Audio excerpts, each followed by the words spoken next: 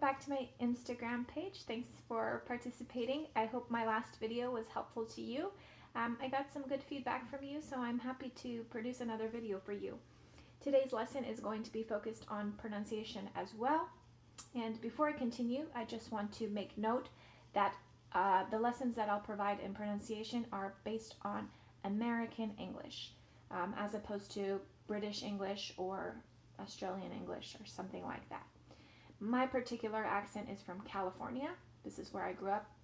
So my American English is going to be Californian specifically, because in the United States, different accents as well, even within English. So mine is from California, but I think California is kind of universal in that if you speak as I do, you can be understood, okay? So today's lesson is going to start with American English vowel sounds. In English, you might think there are 5 vowels, and there are 5 letter vowels, A, E, I, O, U, but we have 14 to 15 vowel sounds, which is why it might be difficult for some of you to produce so many different sounds. In many languages, there are fewer, okay? So, vowel sounds. We have a lot, but today we're going to focus on just 2 because these 2 are similar in many ways and within words are often confused among non-native speakers, maybe like yourself. So let's take a look at my little visual here for today. I have symbols here that are called phonetic symbols from the phonetic chart that represent sounds because, again, all languages don't use the same writing system, and letters don't always represent the sounds that they make, right? So we have these so that universally we can understand pronunciation of different languages. So I'm beginning to teach you this in hopes that it'll help you with your pronunciation over the course of time.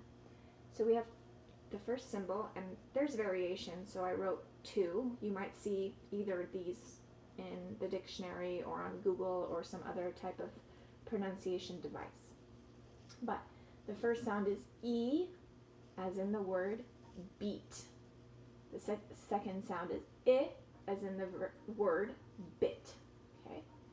So again, looking at my mouth when I pronounce those 2 different words, those 2 different sounds, E versus I, beat versus bit.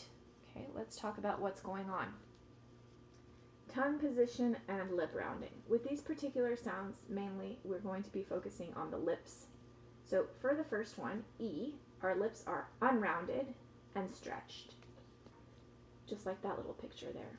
With the second sound, I, our lips are a little bit more rounded and only slightly stretched.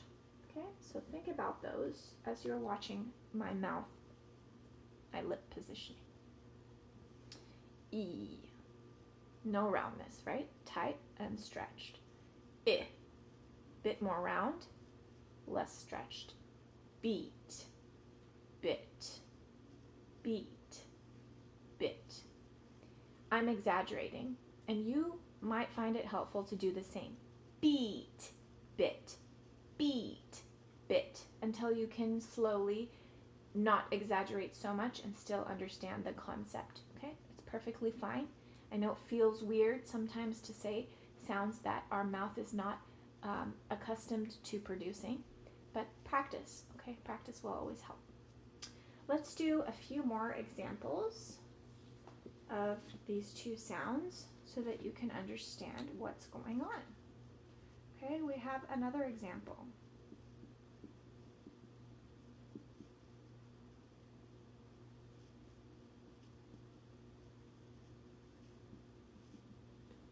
This one I am writing in blue, but you can see them here. Sheep versus ship. Again, lip rounding, stretch.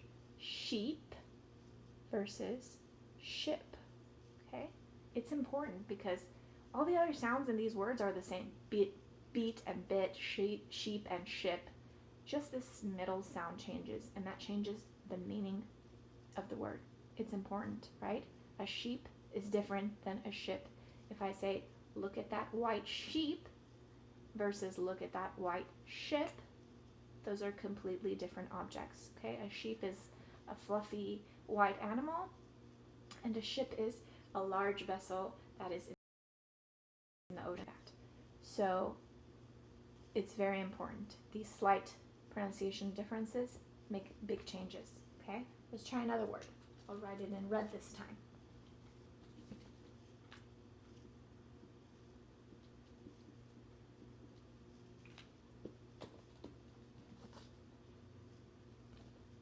Feet versus fit. Feet, fit, feet, fit. Okay, so I'm not exaggerating this time around. I'm using a more natural way of speaking. But again, if you need to exaggerate for practice, please do. Feet. Make a big smile. Feet. Fit. Okay, different. Feet are the things we use to walk, right? Fit is like if you want to say you're in shape, or if something fits in something else, you know, the size is the same. So again, meaning's different. Let's do one more example.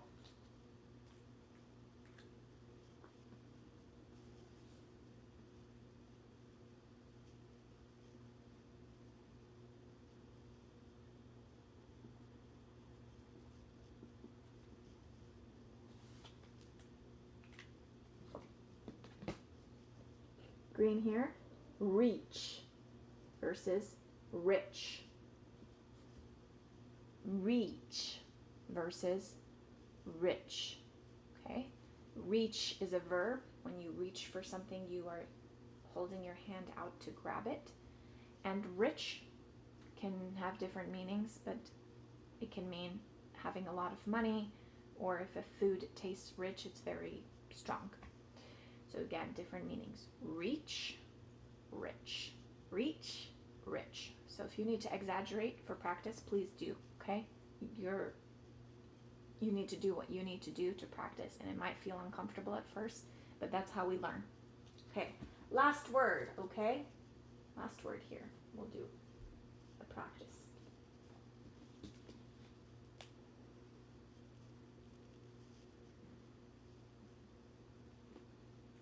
Okay, here is our last practice word. Least versus list. Least, list. Okay, least meaning the most, the less, the most less. And list, like a shopping list, or a bunch of items that you write down for whatever reason. Okay, so again, let's practice all the words that we've done so far. Beat, bit, sheep, ship, feet, fit, reach, rich, least, list, lip rounding and stretching. Okay, that's what we have to think about. So again, look at my lips while I say these words for the last time. Beat, bit, sheep, ship, feet, fit, reach, rich, least, list. Okay. Maybe you can think of other words that have these two sounds that you can compare. I'll also write down a few more examples in the comment box below, so you can take a look at those. And as always, please comment or message any questions, concerns, or suggestions that you might have. I hope that this helps in your progress in learning English. I'll see you soon.